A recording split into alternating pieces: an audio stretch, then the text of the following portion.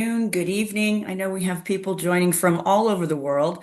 We're so thrilled that you're taking some time to join this amazing thought leadership discussion today. I'm Debbie Crimmins. I am the chair of the ATP Education Division and very, very, very honored to be here with not only the panel, but with all of you to really talk about topics that I know are not only dear to the Education Division, but to all of ATP. So thank you sincerely for taking time to spend some thought leadership time with us. A couple of housekeeping pieces before we get started. We want to welcome all of you to use the Q&A. The chat's disabled because we have such a big panel and so many things that we're going to be talking about, but we don't want you to be left out. So please take the time to use the Q&A to post your questions, your ideas, your thoughts. I'm going to have a wonderful colleague helping me out to make sure that we are on top of that all and integrating that in. And we also want you to feel free to turn on your captions. We want to make sure that that accessibility is there for all of you, and you'll be able to toggle that on your screen right down on the left-hand side, I believe. And we also always get this last housekeeping question. We are recording. And so as we're recording this, no pressure on the panelists, but as we're recording this, this is really something that we are thrilled to share with you after this session for your colleagues, for the associations, the organizations, the people that you want to have be a participant in this, but might not have been able to make it today. So I want to get us going, and when we think about why we kind of came together today to think about what it means to kind of build that workforce of tomorrow. What does it mean about reimagining cohorts and credentialing and CTE? This is really bringing together a group of experts on assessment, on workforce development, on education systems. And what I really loved about getting to know the panel last week was that the passion runs deep. You're going to feel that today. There is a lot of genuine enthusiasm for this topic, and I think it's very, very timely. And I'm so thrilled that I have a co-moderator because I need all the help I can get. And I welcome that help. Kate Nelson, for those of you who don't know her, is a colleague at Prometric. She's the director of workforce readiness, and she supports all of that intersection between assessment and credentialing and workforce alignment as she works with clients around the globe. I'm really, really grateful, Kate, for you to be here today. I welcome that help, and it's going to be fun. It's going to be great. We have, like I said, a great lineup. So we're going to kind of introduce our panels, our distinguished speakers in two pieces. Let me start with the first three. And when we think about this group, I'm thrilled to introduce you to Dave Johnson. He's the president and CEO of ASC, Automotive Service Excellence. He brings that employer-driven view of how credentials translate into hiring and to that workforce of tomorrow and how we give these choices to our young adults and our adults that are going into fields. Next, we have Nikki Etchell. Nikki is the Chief Assessment Officer at Prometric. She is our person who takes education and certification and workforce licensure. And what I always like to say is that she makes it very real for everyone. She makes it really understandable, practical, applicable. And then finally, Dr. Sean McAlmont. He is the CEO of the Collaborative for Higher Education Shared Services. Now, we're thrilled that Sean's joining us today because he's going to kind of connect it all together, right? We're going to look at K-12 and higher education systems design. So we're really hoping that you feel that this is a full continuum of expertise. Kate, you want to introduce our remaining guests? Yes, continuing on that, thank you, Debbie. We also have Travis Willard, who is joining us from the Institute of Management Accountants, where he serves as the Chief Product and Technology Officer and leads the design of competency-based credentials aligned with modern businesses and the needs of financial literacy across a variety of different finance and leadership roles. We also are joined by Jason Bedford, Senior Vice President and General Manager of High School Programs at Kaplan North America. Jason oversees large-scale pathways connecting secondary education to post-secondary and workforce outcomes. So thank you again, panelists, and thank you all for joining this conversation. I think, Kate, we'd probably agree with everyone here. We need more than an hour. So we need like 6 hours to have this conversation. So Thank you for taking the time to do this. And to kind of kick us off, we thought we'd kind of start with themes. And the first theme is really about credentialing and really those workforce skills, those signals that we're looking for. And I was hoping that, like, to kind of kick us off today, if we could have Dave and Nikki kind of just think about the whole idea of how do you start to evaluate that early career talent? Which credentials, which skills signals are truly mattering, maybe even some that might not be. So when we start to think about what employers and credentialing bodies are looking for, what are you finding that's important out there from your perspectives? Well, I could start. You know, it's interesting to me, and we're in the automotive transportation industry, credentialing of technicians and all service professionals in the and a fascinating thing that we have observed and learned over time. Sometimes we think of credentials as well. It's like it's a merit badge, that's nice, but does it really mean anything? And what we've learned in different studies we've done with one of our largest service chains in the U.S. Is the practical effects, if you will, related to credentialing. So those with ASE certifications versus those without certifications, we've seen 40% higher productivity, 60% fewer repeat repairs. When you think about your vehicle, you don't want to have it repaired twice for the same Mhm. thing. You want it fixed right and fixed once. And then the effects for the employer in terms of attrition, lower attrition. And we actually see for the individual, higher income, 20% is what we see in the US. And so I'm always careful about saying it's not about that ASE credential, that ASE blue seal as we call it. It's about what it does. It reflects who you are and the effort that you've made as an individual to be prepared to obtain that credential. And these are the natural results that follow. And so you just think about what that means across our industries. It's invaluable.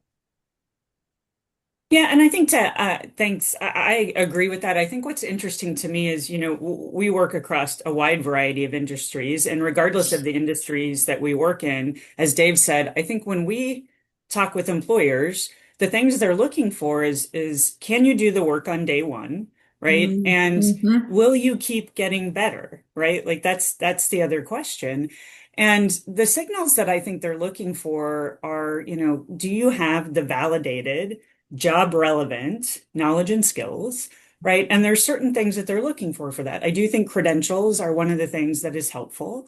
They're looking for things that are transparent, right? So employers can see what does that mean, right? If it's a credential, what does that credential mean? Is it trusted, right? Like, can I trust that when it says they have these knowledge or skills that they actually do? And is it connected, right, to the job? Like, can I be sure that when they apply those knowledge, they apply those skills, it's going to actually be related to what they need to do on the job? And I think credentials are great around those things because they can be, if they're rigorous and they're validated and they can show that they're job related, there's a trust there, right? There's a transparency, there's a trust, there's a connectedness. And that's a little bit different than, say, for example, just a course completion, or I would say a less than formal badge or something like that. This where employers maybe are more concerned that it's a completion because a completion is not the same as competence. And Mm. that's what employers are really looking for, right? Is the competence. Now you could get that through a variety of ways. There's skill-based assessments that are aligned to occupational standards. There's industry recognized credentials, just like ASEs. There's work samples, simulations, right? Internships, apprenticeships. There's ways that you can get that, but the core components of that is that transparency, that trustedness, and really that connectedness to the job related knowledge and skills. And I think that's also changing, right? There's a desire to look at that more holistically to ensure that you don't just have the knowledge, that you've also got the job related technical skills that are applicable. And you've also got now more durable skills that are becoming more and more important in the various industries in which we work. I welcome others to please join in. Yeah, I think one thing that I would just chime in is that, for what we found is that the credential works better when a hiring manager feels confident in making the decision in that moment. But the Mm, employer has to really decode what the credential means. Then mm, it's really not signaling, that it's doing its job well enough. Yeah, if I can just piggyback on what Travis said, and I think this is important for those that are, we'll say, in the credentialing business. It can be tempting, I think, to continue to create new credentials or mm, and that mhm, can be okay, but it needs to mhm. be the needs of the market driving that, Yeah, not just for us to create more opportunities for people to take tests because it begins to water it down. And so I love what Travis said in terms of keeping it, I'll say, simple, yeah. straightforward, so that people understand that that credential really does mean something. Yeah, I love the word decode, right? Decode what the potential means, as you think about, we interpret that as hiring managers, as you said, or what does it stand for? I also wonder, even as a follow-up question for everyone, you know, i- can assessment help with this? Obviously, it's a loaded question. But so when you think about assessment systems, right? How are they evolving, or do they need to evolve so that we are really being able to tap into if real workplace workforce readiness is at hand? I know you all have opinions about this. Debbie, I would say that it's somewhat incremental. When I think about a system, all that we've been talking about so far is an ideal end game. It's like that's where we want to be. We want to be at that trusted, validated, my skills and experience relate to a job or category. If you work backward, that assessment should be happening incrementally over time along the Yes. the the system and this sort of Mhm. longer continuum so that it's not just sort of this one big assessment at the end, which can be overwhelming and Mhm. sometimes you're not even really on track. But man, if you can do it Mhm. along the way with the right increments, the right sort of pieces and a system that puts that together, the readiness is so much more. There's more efficacy at the end of that. Well, Mhm. and just to chime in on what Sean said there, and it ties back to what Nikki said as well about there's, I'll say there's the piece of paper, there's the traditional, written Mhm. test and multiple choice. And that's because that's what's been easiest to evaluate. Technology is coming along to the point where some of these, at least in our case, where we have these hands-on skills, where we're able to use this technology now to have a robust, reliable, psychometrically valid way to assess. But what Sean said is really important. It's not about taking one big test at the end. It's about having time involved as well in, I'll say, in situation where you're actually developing your skills as you go. And then that Mhm. incremental approach, I believe, works so much better because Mhm. it's not just the knowledge in here, it's at Mhm. least in our case, it's the physical abilities and Mhm. the overall insights that you gain as you're actually practicing your craft, if you will, as you prepare for and take these assessments. Yeah. Dave, I'd just love to build on that with a little bit around. I think our opportunity in this industry is to leverage assessment as both post-mortem, like, did you learn it? And then as a predictive signal to employers and to students and to employees, the predictive signal of can you do it?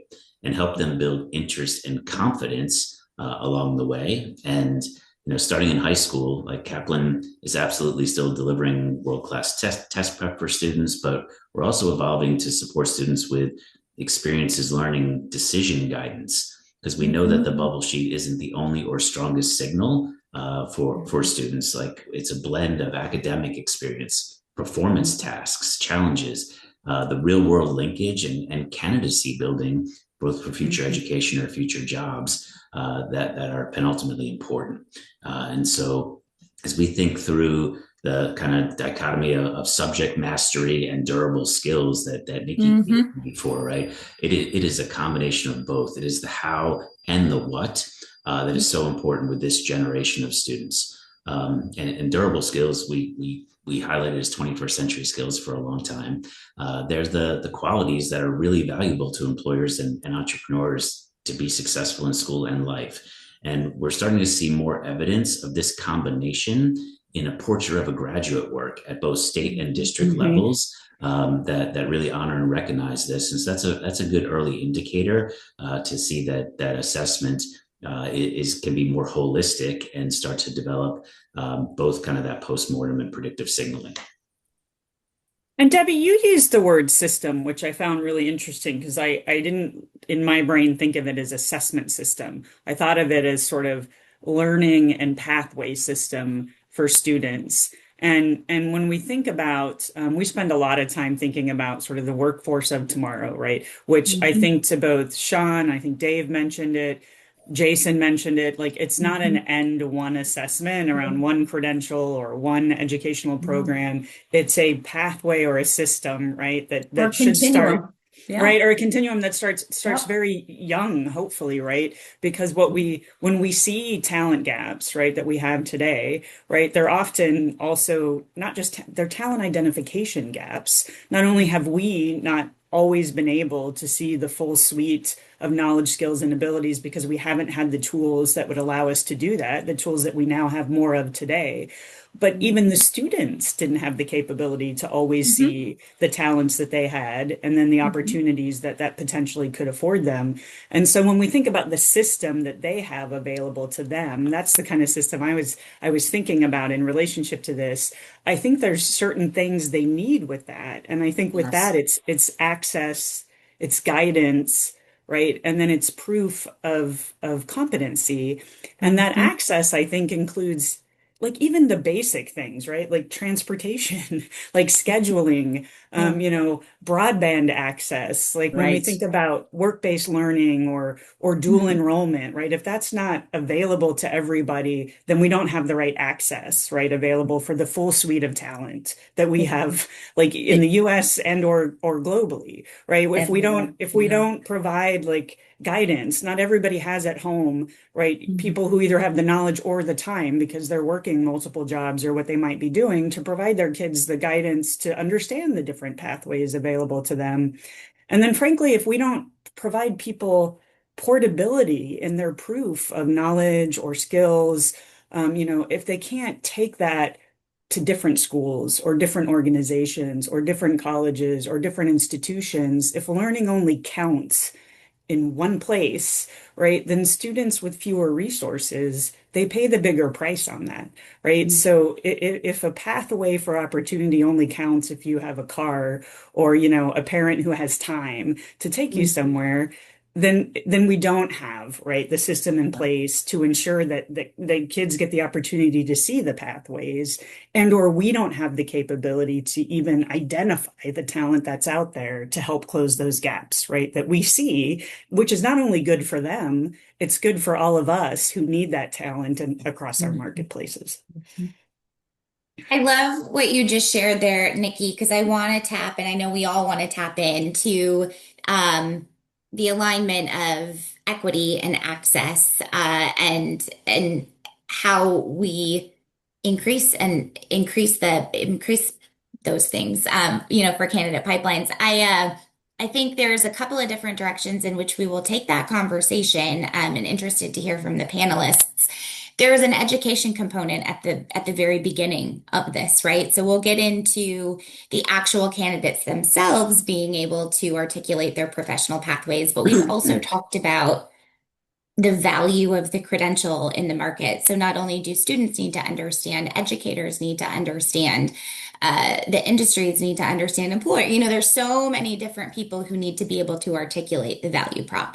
So there's a question in the chat I just wanted to kind of call out and love to hear from the group. There's a challenge across all industries. People think that every badge and courses that claim to certify are really flooding the market. It's hard to choose. So even in unique fields, where it's an established profession with licensed regulated credentials, it's a little bit different, but love to hear from the group a couple of different ways that you are thinking organizationally about this idea and really stating your value prop, helping to get that out into the market. No, I think it's a great point. It's exactly, I think the conversation we're having, internally as well. I think, the importance is maybe a shift away from the badge itself and really more towards what the learner can actually do. And for us, we're really thinking about our credentials from the perspective of making sure we're anchored on job relevant competencies. IMA has just refreshed our competency framework, around what we think that financial professionals should really know, and really expanding that to what other parts of the organization should know about finance as well. Yeah, if I can add to that, from a little different angle, I look at what we do, and we're blessed in that our organization was literally created by our industry, by the automotive industry. And and so when you do that, you kind of have the commitment of the industry to say, well, this is what we're recognizing, and we're affecting it. So my board of directors is made up of OEMs, automotive manufacturers, of dealers, of aftermarket. So you have this great cross section, and including educators, uh, and that to me, that sets a foundation for ensuring that you have something that is relevant. And this is where it becomes really important, is recognizing that that we don't, as the credentialing bodies, we're not the ones that make up those standards ourselves. Right. It Right. is the practicing professionals and our industries that do that. And if we stick to that, I think it's hard to go too far wrong. And Mm, also recognizing there are others out there that, I'll just say, for their own reasons, that will start something up because they see an opportunity that might be, I'll just say, financially beneficial to them. I get it, that's the way things go, and everybody has their options to do those things. But I think mhm, what's important for us is finding that we're being supported by the industry, serving that industry that ultimately serves the individuals that achieve those credentials. Mhm. Because that's the continuum, right? Like to Hmm. Travis's point, that is what creates this cycle. Yeah. Um, I was thinking as you were talking, from the employer perspective and really setting the standard and establishing that. And then thinking, I have this recurring thought and I'm going to share this. And then Jason, I'd love to hear kind of what you're thinking about at Kaplan as it relates to education of those pathways and getting to a clearly articulated, defined pathway for a student who's just deciding what they're going to do. So what I have in the back of I have an 11-year-old and she's in sixth grade in KDISD in Texas. And she learned about Miller Career and Technical Education High School. And she keeps that pen in her bag. And she is very excited to get her cosmetology license. That's where she wants to go to high school because she wants to work wow. while she goes to school. So it's a really cool thing because what she heard was the opportunity to start her career in a way that's exciting to her, give her, the mobility to start to have access to financial, decision making related to her overall career pathway. So I think about that often. And Jason, I'd love to hear from you too, because I think one of the things that's really neat is that as workforce evolves and as professions evolve, the way that we think about preparation for testing Mhm. or choosing pathways has evolved. So I'd love to hear kind of how you're thinking about that at Kaplan and how that relates to kind of earlier education and what needs to be in place from your perspective for a student to be able to articulate something like this, how they're going to start their career and what is the personalized pathway, the steps they'll take to get there. Thanks for teeing that up, Kate. And I love the personal story that you gave us that kind of helps paint a really clear picture of what that each student's like decision matrix looks and feels like. So Mhm. there's I'm going to try to package my thoughts into something that doesn't take the rest of the hour, because this absolutely would be a topic I would love to just go on about for a while. But I would say the first thing would be like guided exploration needs to start in high school. Equity just isn't just access. There's components of visibility and support that are really key cornerstones of this equation. And every student should have access to capabilities that helps them visualize jobs of the future. We know that a high, like over 30%, 40%, 50%, depending on which reports we're reading, of jobs that our current ninth graders, like our ninth graders today, don't exist yet for the future. And so this whole idea of tracks and lanes and where the possible pathways are at a regional and global level is so important. Like we should be showing ninth and 10th graders not just a job title, but really about sector trajectories. And then lifetime earning protection and capabilities that sit inside of those lanes that really account for different entry points into the learning and the work. The second core component of this is guidance as an infrastructure. Career guidance shouldn't be a sidebar conversation with a counselor once every 4 years or once every 2 years. It has to be integrated instructionally and into our daily learning and daily work, where students, they spend time in their high school and they can stress test their interests as they learn their strengths against real world data. And as we're thinking about this at Kaplan, there's components of the Rand McNally map versus the GPS, and we've got to enable a GPS. It is more richly personalized, and we recognize that it's not a fixed track.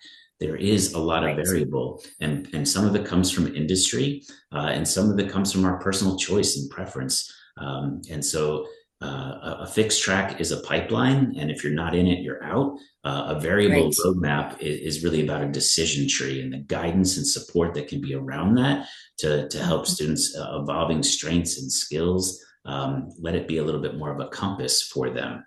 And when it comes to the last component of this, which is around how do we make it accessible from a price point. This is work we continue to do, where we have like phenomenal experiences and humans at the forefront, or you can have human in the loop and AI capabilities. But we also need to democratize it fully in partnership with schools and districts to make sure that this expert guidance and counseling with human in the loop is really part of what they're doing. And so over the last few years, we've invested in a product called Cap Advisor that we've been really excited about. And it's doing remarkable things to support young people in their decision making, not just for college, but understanding all those other capabilities that you were poking around at, Kate. So thanks for teeing that one up. Hey, Thanks, Kate, Jason. can I jump in real fast? I mean, I I love knew what you Jason, were. I knew yeah, you would. Please.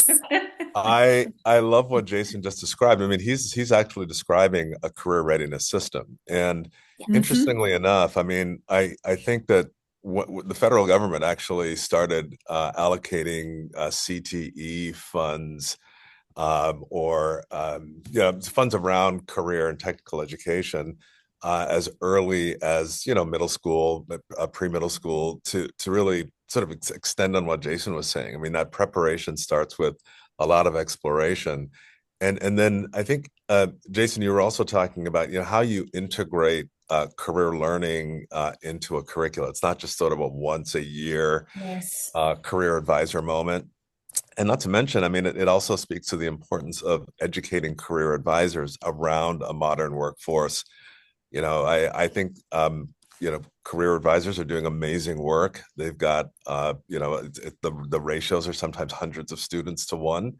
But they also need education in terms of what's happening in the workforce to then translate that information. But I also think the ability to engage in project-based learning and work-based learning are critical. So exposure to the workplace, exposure to industry professionals as part of that advising loop is really critical to help with that early exploration. And then sort of once you get it, project-based learning allows you to explore the field a little more deeply, sort of write on it and come back and present to your classmates. So you're learning at a deeper level, and then work-based learning in whatever shape it can take, I think takes it even to another level. And so, yeah, just sort of tagging on to what You Jason was see saying. all these nods here, Sean, because Yeah, you're pulling it all together. It makes me, as a former educator, I won't say how many decades ago, I want to go back, bring all my kids back again, because there's so much that we didn't know maybe how to do. I know we didn't know how to right. do. And, the academic achievement piece and the standards and the assessment that existed in, your traditional state level assessments.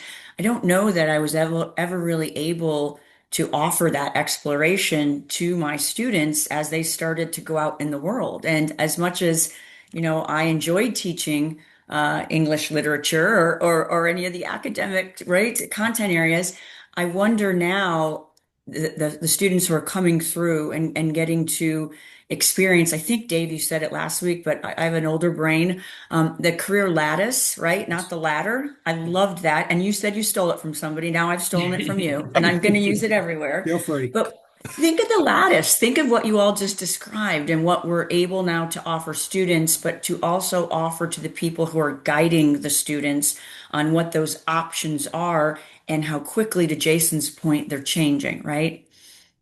Yeah, Well, if I I think what can. helps with that, oh, sorry, Dave, I was just saying, I think what that helps with that is also the shift and change away from just like the educational approaches are evolving, the assessment approaches are evolving, thank goodness, Yes. with evolution in technology and assessment and moving away from the one time, like there has to be that shifting and into assessment as embedded within the learning process, the looking at, right, the data as students are applying their knowledge, applying their skills within the environments that they're doing naturally, right, as opposed to, of course, we're still going to have specific assessments associated with Sure. credentialing and things like that, but having the capability to pull that information more naturally, both from an educator perspective and from a student perspective, to be more helpful in that process and to provide more of the confidence and the information back both to the educators and to the students as they're exploring, as they're learning, creates a whole different environment to support the lattice, and to do those things that are going to better support and encourage the learning and the inspiration that drives, right, the talent in different directions. And now I'll shush Dave so you can make No, you actually, I mean, the way you said it was better than I would have said it. I was thinking the similar thing. And then going back to what Sean and Jason were saying, um, I think we have to recognize that the opportunities for our youth to be exposed to different career opportunities, whether it's traditional, I'll say down the traditional academic path, down the trades path, or whatever the case may be, that exposure, I'll say particularly on the trade side, the way I look at it, is not what it was when I was growing up. You don't have that same exposure to be able to go and get your hands on and do things. And therefore, to Mhm. what you're all saying, that ability to be exposed in meaningful ways, and we've always focused on high school and then post-secondary, but we recognize it's got to start in the middle school. Mhm. And how do we aren't going to have them out there, in our case, doing brake jobs on a car in middle school necessarily.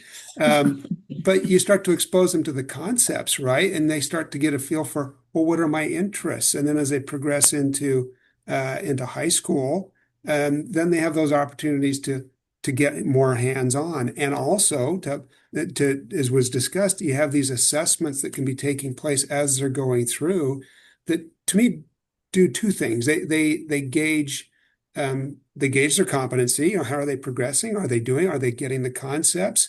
And also it gauges their interest. Are they continuing to be interested in this path? And I think it's all of us getting over this. There's no sin in saying this isn't for me, coming to that point. The sooner you Mhm. get there, the better, Mhm. right? Mhm. But Yeah. but to have that exposure and say, well, I know I don't like this, but there was something there that made me interested in that. And Yeah. and that is all, it's all good. And back to that career lattice concept. And I look at my own situation. I started out wanting to just turn wrenches, as we say in our industry. I loved fixing cars, trucks, tractors, you name it. And then to see where that humble beginning took me, that involved then um, um, traditional four-year college education and beyond, and experiences that I never would have guessed, that took me well beyond that initial path.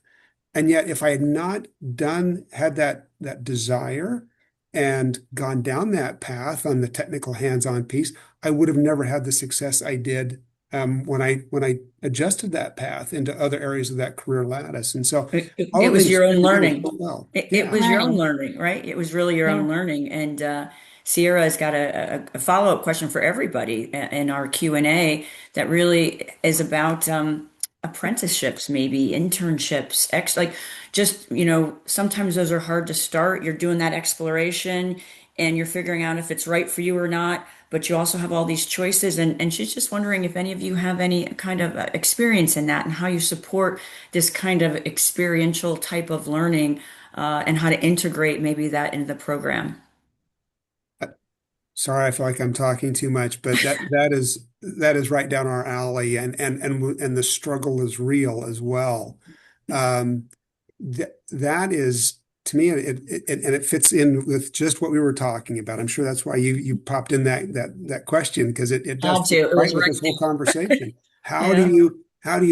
you get exposure in the classroom or in the lab, but how do you take it to that next step of what does that look like in the real world? Because it's just not quite the same until you're in the real world, exercising that. And in some trades, for instance, it's very structured with very specific apprenticeship programs that take them Mhm. through, and they're fantastic. In some cases, that can be limiting as well. When I look at the automotive and transportation service industry, um, it's an and it's there is Mhm. there are the traditional apprenticeships. That's great. There are also those that went through school and got that experience in the lab, but now they also need work-based learning that goes along with it. And these Mhm. things all start to dovetail. They start to look and feel the same. And I feel like sometimes we don't serve ourselves well by sometimes trying to strictly define these things. Well, this is an apprenticeship. Well, this is work-based learning. Um, it's two different flavors of the same thing that take you to the same Mhm. place, which is continuing to gain skills, gain exposure, and have those checkpoints along the way that allow you to see how you're progressing. Because what I've seen in my industry, is, and this is going to sound harsh, looking at our educators and what we're doing there. I've seen people that have had automotive programs in their high schools. By the way, Katy ISD is a fantastic example of how people do it right, across all Wonderful. trades. They really Thank are. goodness. Yeah, we think they're great. But there are those who have, we call them hobby shops.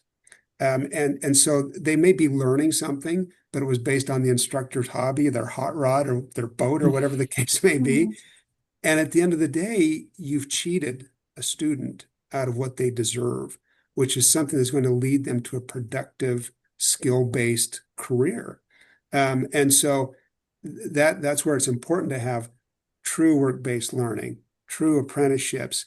And even with that, that's where we've seen the credentialing piece of this is vital. So you can take whichever path you want, but it leads you to these credential checkpoints that then tell you, am I learning, or are my students learning what they need to learn so that they're prepared to go into the workforce and have, I think as Travis had mentioned earlier, that credible, recognizable credential that they go, I know what that means to me as an employer.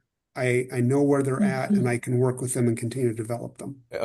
Dave, what are your thoughts? Because ASC is so it's regimented, it's recognized, and to the question, sometimes it's a little bit of a lift to get yourself to a place where you can, expose students to that level of certification and actually get them there based on knowledge, et cetera. What are your Yeah. thoughts about like incremental steps? So there could be, simulations or job shadow, and so I think that there are sometimes steps to get exposure, to build interest, and then the path through the certification can be more realistic. Just curious to know your thoughts about like, Well, you nailed it, Sean. I mean, that is exactly right, and I'm glad you brought that out because that's where we often do go into that, well, the work-based learning, the apprenticeship, but before that, that exposure and the job shadowing, Mm, those things, those are all good. And along that path, again, the way we're structured, we have what we call entry-level certifications, and so it takes them where they're at. It's meant specifically for students to help them check their progress on this glide path that's going to take them to the professional level. Now, and I'm sure many of you out there probably have these same struggles. You're like, well, that's easy for you to say, Dave. How do you do it? And this is where you have to work with others, right? And a lot depends on your industry that you're serving. Do yeah. they recognize that? Are they willing to put forth the effort? Because just the job shadowing piece and the internships, that is they might look at it as a sacrifice. And I call it an investment, but you got to be willing to make that investment to enable it. And I think, in all honesty, Sean, in my opinion, that's probably the most difficult part of it. The assessing, the pathway, that's the easy part. It's about executing on that pathway and having Mm. industry partners that will work with you to do that. agreed, agreed. Right. I'm interested. Thank you. That was a great question, Sean and Dave, as you were talking. That was fantastic insight. And I'm kind of seizing onto this idea of the incremental steps, right? Because I love this phrase, guidance as infrastructure. Guidance can happen a lot in a lot of different ways, including personalized pathways that are built and developed, right? With that incremental learning. Travis, I know that you have really thought about this quite a bit in terms of what could that pathway look like? How do you think about it? What needs to be true to allow for the learner to, you know, gather those skills, credentials, and build as they go? What are some of your thoughts about this idea of incremental steps, incremental learning assessments, and in your overall program design? Oh, I think you're on mute.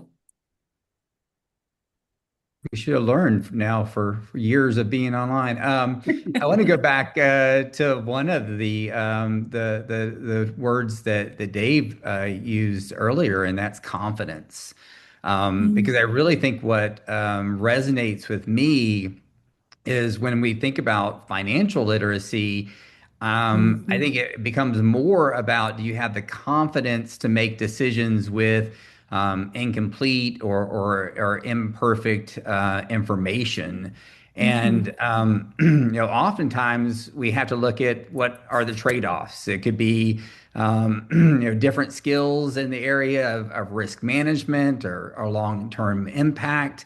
And so that's really what financial capabilities look like in practice. A lot of the financial decisions are not being made by finance roles anymore.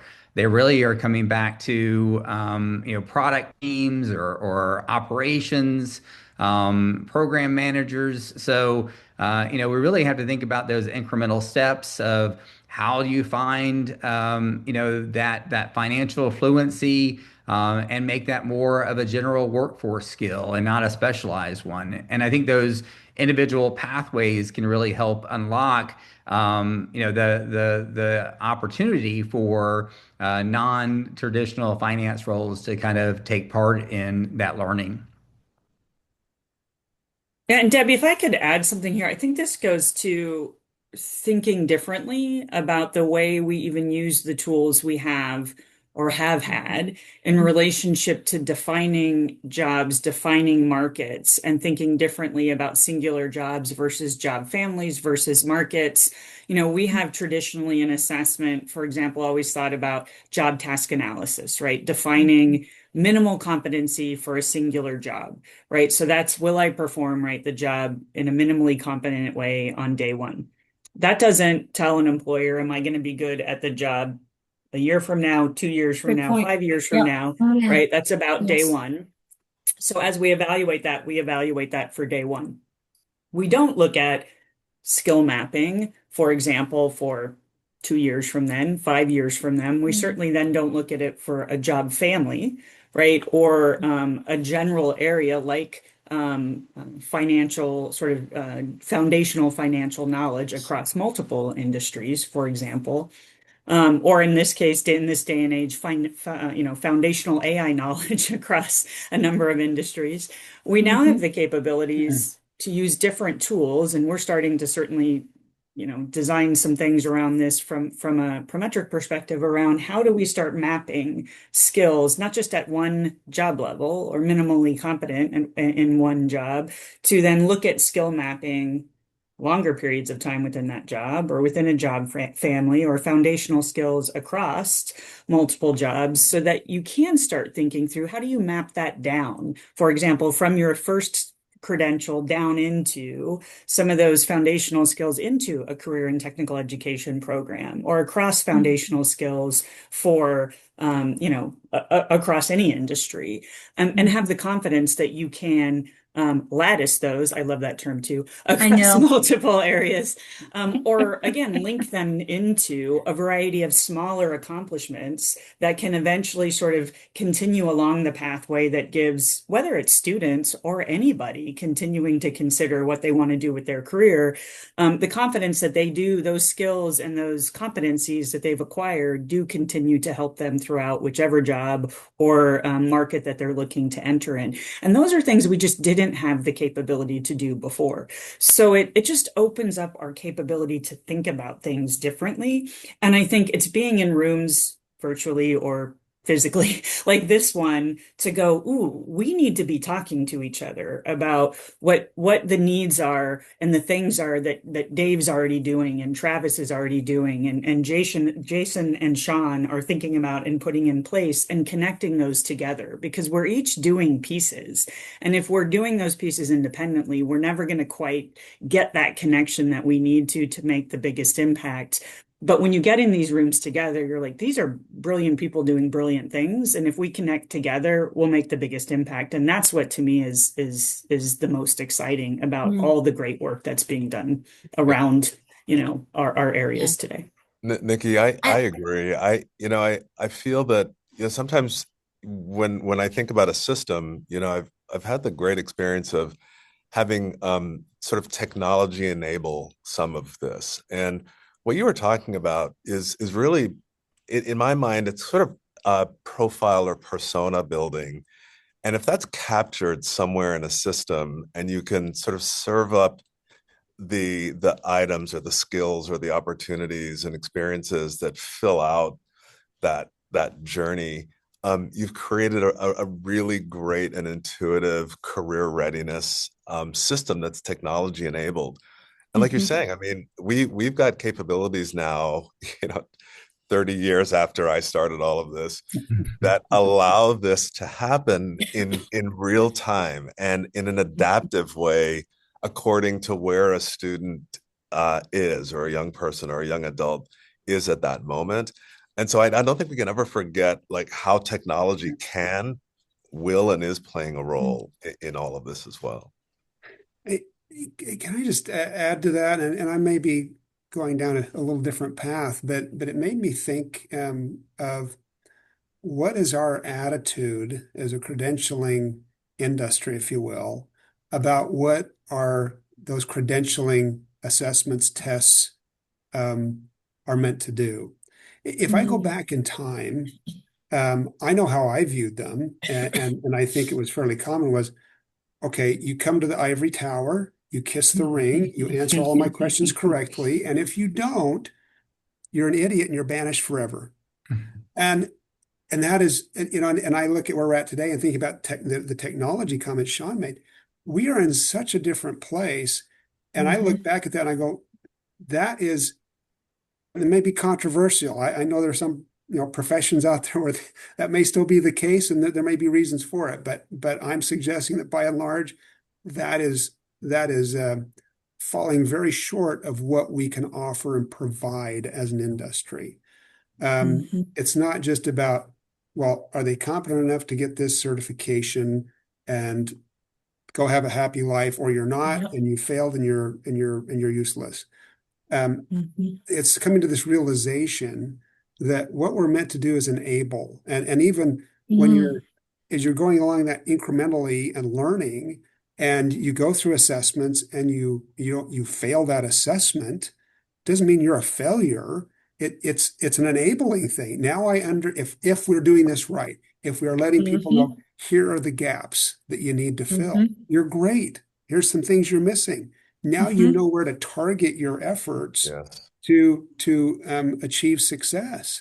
And Yeah. so I think, and to Sean's point, I just feel like, with AI and all of these things, sometimes you look at them, well, it's allowing people to, I'll say, cheat, if you will. It's like, Mm. no, I mean, we're always careful about cheating. We don't want any of that, but it doesn't take away from the value of the assessment by enabling them to understand where their gaps are so that they can fill them and then achieve that success. They still got to pass the hurdle. They'll Yes. get there. Mhm. And so it's about, how do we approach it? What's our attitude? I know at ASE, not consciously, but subconsciously, we had that attitude. In the past 2 years, we're really trying to turn that around and change it. And you're building a growth mindset, Mhm. and that as we're looking at where those gaps might be, where do we have the opportunity to grow in that gap, or what are the opportunities to find the learning to grow in that the outcomes in that gap? We had a great question that we can't miss this one, so we're going to end on this is live TV, right? Live webinar. We're not going to end, because I know you all are so passionate to this. I think Kate, you'll agree. There's a couple of great questions in the Q&A about, we've talked about the systems, we've talked about the credentialing pathways, we've talked about kind of, the continuum. And I know this is dear to all of you, the softer skills. So that's kind of coming up. And as you look at your different organizations and softer skills, we would call them durable skills, self-understanding, social awareness, engagement, working with others. Kate talked about her daughter. I've got to talk about my daughter. Nikki's heard this story way too much. She's 23. She's in her first official, full-time role in the corporate world. And she talks with me all the time about how she wished she had learned to work with groups more because that's part of what she does and conflict resolution and all these pieces. And I think of what we're doing with technology now and with assessment supports. Where does softer skills, the durable skills fit into all this? And what advice would you give to the audience on how to make sure we're integrating that into our conversation today? I wonder if that might be a good one to end with. It's I a know good Nikki wants to start, I and was to say, Jason I wants to was going to start, and wait Sean wants because to start. I was going to wait. It's a good one. It's a great question. And I'll just say briefly, I had an opportunity to do a dissertation when I was at Penn, and I chose to use NCAA athletes as a proxy. I was an athlete in college, and the question is, how did you end up transferring a lot of those athletic team and motivation skills into your career? And to be honest, the soft skills, the ability to communicate, work with teams, to be able to articulate your thoughts in writing and verbally, those basics and basic computational math. There's a whole bunch of those basic skills that connect as a bridge for wherever your starting point is to allow you to be ready, to participate and be additive in a company infrastructure. And so I'll just say that from a personal experience, my own, I've got 4 adult children, and whether you're advising as a parent or somebody in an educational ecosystem, to never lose sight of those abilities, like you said, to work in groups, to be able to present your thoughts. And by the way, it's not years of preparation. I mean, there are some hints and tricks and tips that you can get somebody ready in that regard. And so, huge believer. I don't have any other magic other than to say that it works. I will be very brief because this is again something I could talk about for hours. Prior to coming back into Prometric, I was working at a VR assessment organization as their chief learning officer that was focused specifically on the assessment of durable skills. So clearly, like it's an area of focus for me. If you look at, for example, studies like the McKinsey's 56 foundational skills for the future of work or the World Education Foundation, like all of them focus on the criticality of durable skills for the future. And if you look at the talent gaps that we see, again, that I think are also a significant portion of talent identification gaps, is it's those durable skills, right? It's critical thinking, it's empathy, it's flexibility, right? It's all of those things, right? It's communication skills, leadership skills. It's those things that we just don't tend to focus on as much, and we certainly haven't had the capability to assess Right. until more recently. And so the good news is, Sean, as you said too, the great news is you can practice those skills, you can get better at those skills, you can learn those skills. So it's not just about assessing those, it's about supporting the development of those skills and then Yes. ensuring that you can practice and apply those skills in the appropriate settings, right? It's not just about learning them, it's about learning how to apply them in the field that you're practicing, right? In your financial field, in your trades field, in your healthcare field. And you can do that not only in the training, but also in the assessment. And I think if we did that, if we helped our students start practicing those skills early, if we did those sorts of assessments that are applicable in the career field and in the right context, we would be able to provide a more holistic view of individual candidates, which also then means we get a more equitable view of the candidates. We're utilizing those internally. We're just launching, we use for training for our TCAs, right? So our test center administrators, so that when they're having to deal with a situation where a candidate, for example, brought the wrong ID or they just realized their ID has expired and they're trying to take a test and they're anxious and in a high anxiety situation, and now suddenly a TCA has to tell them they can't test and needs to do that with empathy and professionalism and still maintain security. That's a hard thing to do when you're faced with someone who's very upset. So it's also giving them a chance to practice doing that and learn how to do that in the best way possible. So we're not only looking, at working with clients to do that, we're doing it internally as well because we feel so, we think that's so critical and important for every sort of industry that we work in. So there you go. Maybe Here, just here. a Absolutely. a practical tip for anyone listening to implement some of this would be to check out America Succeeds and their work that they've done around durable skills, identification of them, and then how to integrate it in curriculum, what that starts to look like. I think that might be a great starting place for some folks. And that tool is called PathSmith. If that's helpful. And then I think some of the work to be done ahead of us is really about helping learners of any age think about integrated strengths with a market compass, right? And so where do I go from here? And there's a couple key ingredients I think we should put in that recipe as we each leave today and go about this work. And so there's a baseline of strength and skill profiling that every learner needs to identify their greatest strengths and those durable skills that they have naturally, and then ones they're working on and building on, whether they're analytical, logical, empathetic, communicate, like there's spatial reasoning there. This starts to replace the what do you want to be with the what's really part of your strengths, right? And then so I think the second move for us is to help with that decision tree.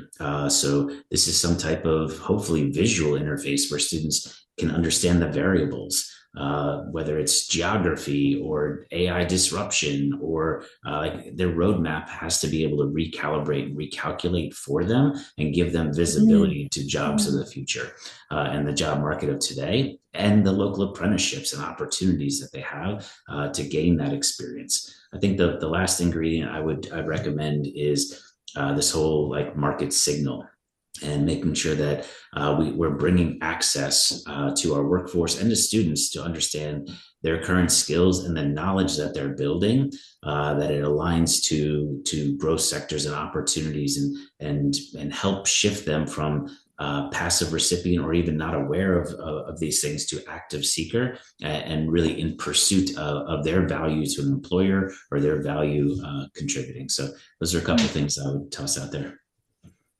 Thank you. Travis, Dave, any last parting words on? Amen. How about that? No, I just reiterate, I think what Jason said, which I think is, this can't really happen in isolation. It's got to be really integrated by design. We definitely found that in my prior work in the university setting that successful college students know how to use these durable skills, executive functioning skills to really, help prioritize their work, and that's critical from a curriculum perspective. Wow. I can't believe we're already at time because we do want to keep you all day. I know you all have things that you need to go back to, and all of our attendees have been so engaged with us in the Q&A. Thank you so much. So, on behalf of Kate and I, Jason, Travis, Dave, Nikki, Sean, this is the type of thought leadership conversation we wanted this to be, and we want to continue these. We're very appreciative of the ATP Education Division for sponsoring these as well as coffee chats. We encourage you to join us. As you could hear today, the passion and the authenticity from this group came from different fields, different walks of life, different pieces, but all connected when we started to think about pathways, cohorts, and how we're really building that workforce of tomorrow. I'd be remiss if I didn't do one plug, so forgive me. For those of you who are joining us at ATP in New Orleans in the beginning of March, come join the Ed Division for our luncheon meeting. You're welcome. We'll feed you well. We'll have dialogue and conversation. There'll be a lot of camaraderie and community. We really appreciate all of your time as we build this education division. And again, thank you, Kate, for being my good partner in crime. And thank you to all our panelists and for all of the attendees today. Thank you. Thank Thank you. you Thanks, all. Thank everybody. you.